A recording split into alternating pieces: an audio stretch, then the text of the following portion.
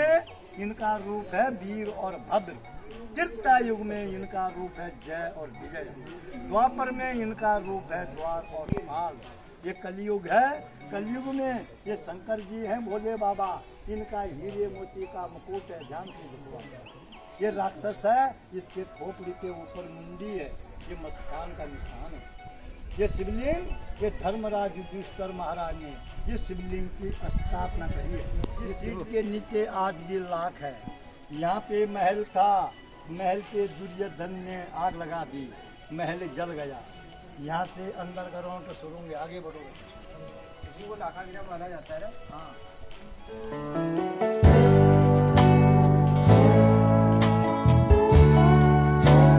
हाय, तो मैं हुआ हूँ लाखा मंडल में और अभी मैं हूँ एलम रिजॉर्ट में और मेरे पीछे आप देख रहे होंगे। और अब हम आज करेंगे लाखा मंडल को एक्सप्लोर। और बहुत ही प्यारी जगह है ये, उत्तरकाशी डिस्ट्रिक्ट में पड़ती है, उत्तराखंड में। और आप ये देख रहे होंगे यहाँ से पूरा व्यू।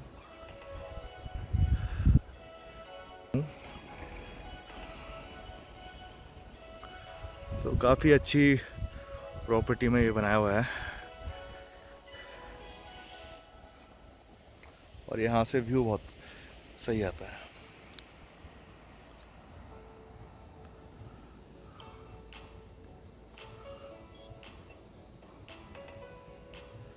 तो अब करते हैं लाखा मंडल को एक्सप्लोर, तो चलते हैं आगे। और अगर आप लाखा मंडल आए तो इस वाले रिजॉर्ट को एक बार प्रेफर करना, ये काफ़ी बेस्ट है। तो जब आप स्टार्टिंग में यहाँ से आएंगे कॉटेज से बाहर, तो स्टार्ट में ही आपको यहाँ पे एक शिवलिंग मिलेगा लाखा मंडल की एंट्री पे, और एक प्राचीन गुफा है यहाँ पे। तो चलते हैं इस गुफा के अंदर।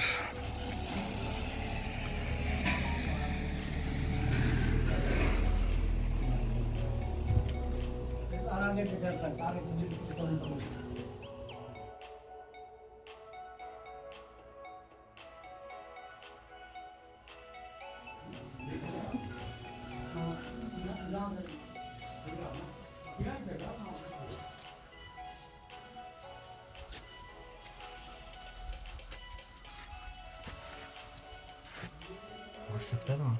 नहीं भाई, और मुझे पता तुम भी नहीं घुस पाओगे। फ्लैश जला के देख लो एक बार। तो अब हम कर गए हैं लाखा मंडल में एंटर। एक छोटा सा टाउन है यहाँ पे, ये लाखा मंडल। तो जो यहाँ की सबसे मेन बात है, जिसलिए फेमस है, वो ये है कि यहाँ पे प्राचीन मंदिर है पांडवों के टाइम का। तो अभी हम उसी को देखने जा रहे हैं, तो चलते हैं मंदिर की ओर। तो अब हम पहुँच गए हैं इसके प्रवेश द्वार पे। पौराणिक एवं ऐतिहासिक देवनगर लाखा मंडल शिव मंदिर प्रदेश समिति और सूचना वगैरह।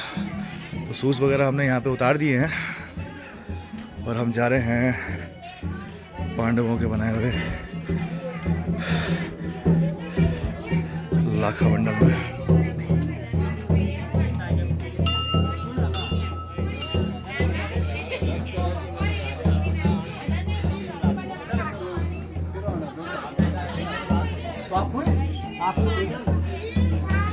तो आज कुछ फेस्टिवल वगैरह है शायद इनका। बहुत ज़्यादा गर्म है भाई। पैर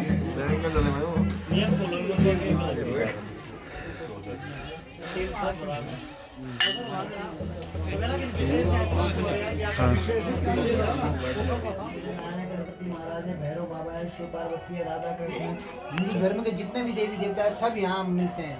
यहाँ जब खुदाई करते हैं तो कोई ना कोई मूर्ति निकल जाती है। बताते हैं यहाँ पे 1 लाख शिवलिंगों की स्थापना की गई थी। उधर माँ पार्वती के कन्या रूप के पाँव के निशान बताते हैं। इसके दर्शन करने से बहुत सुखदायक रहता है, परिवार की खुशहाली मिलती है।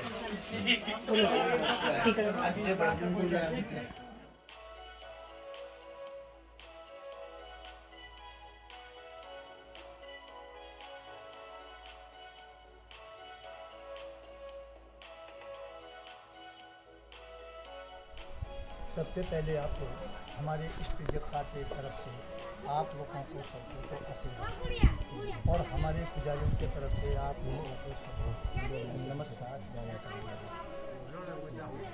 इस मंदिर की खोज गाय माता ने की।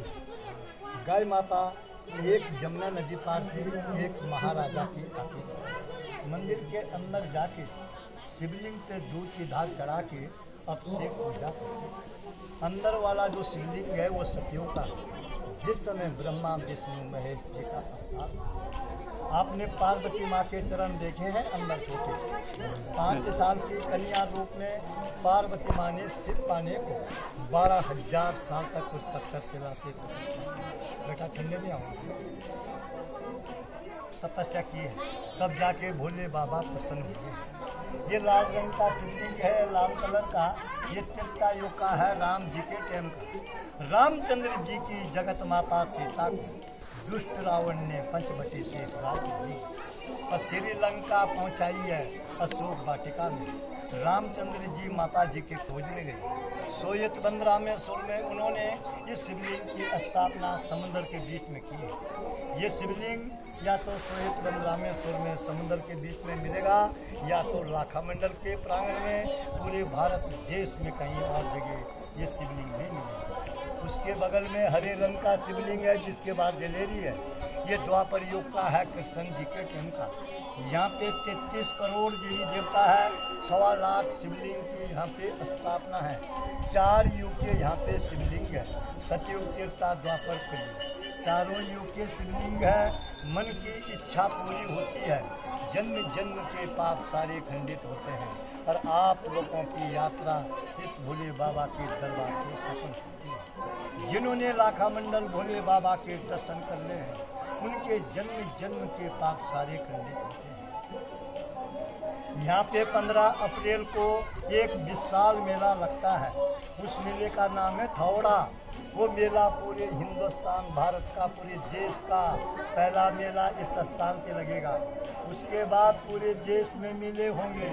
4 धाम के कपाट उसके बाद खुलेंगे। जिस बेटी का और बेटे की शादी हो जाती है, फिर किसी के बच्चे नहीं होते हैं, यहाँ पे महाशिवरात्रि में एक रात में किसी माँ, बेटी, बहन, बहू ने तन मन धन से तपस्या कर ली, 1 साल के भीतर उनका बच्चा होता है। इस मंदिर पे ऊपर से लेकर के नीचे तक मंदिर के चारों तरफ जिस गाय ने इस मंदिर की खोज करी है उस गाय के खोर के निशान है, पैर के निशान। ये गोल गोल निशान दिख रहे हैं आपको, ये गाय के खोर के निशान है। देखो आप ध्यान से देखो, नीचे से लेकर के ऊपर तक देखो, ये गाय के खोर के निशान है। इस मंदिर की बनावट, ये मंदिर ऊपर से बनाया गया, नीचे को हथेली के ऊपर। विश्वकर्मा ने इस मंदिर का निर्माण किया, भीमसेन के हथेली पे बनाया गया। अब आप लोग आगे चलो। बनाया लक्ष्य ग्रह, वो ये जगह है बेटा। यहाँ पे चारों तरफ पे लाल ईंट है, चारों तरफ। इस ईंट के नीचे आज भी लाख है। यहाँ पे महल था, महल पे दुर्योधन ने आग लगा दी, महल जल गया। यहाँ से अंदर करो तो सुरूंगे, आगे बढ़ो। इसी को लाखा गिरा माना जाता है ना। हाँ,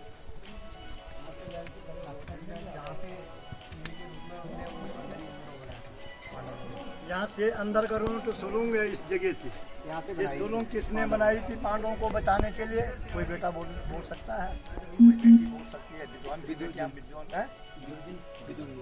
विदुर को बेटा इंजीनियर था। उनकी लेबर काम करने वाले कौन थे? चूहा। चूहों ने यहाँ से सुरंग बनाई और विदुर ने यहाँ से नक्शा बनाया। आते समय आपको नीचे सड़क पे ये गुफा मिली है। हाँ मिली है। वो है पांडवों गुफा। पांडवों को यहाँ से उस गुफा से बाहर निकाला। उसके अंदर जाएंगे आप लोग, गुफा के अंदर आप लोग सुरंग में चले जाना।